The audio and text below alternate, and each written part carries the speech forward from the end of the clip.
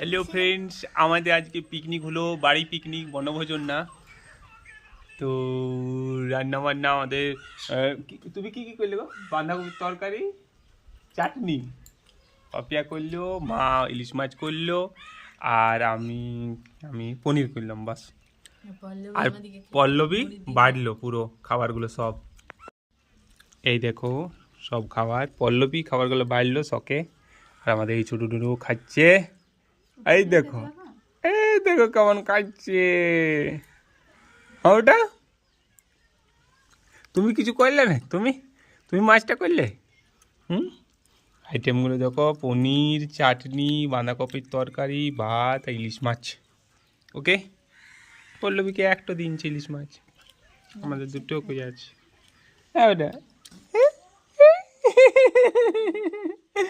চলো tata, tata বেটা।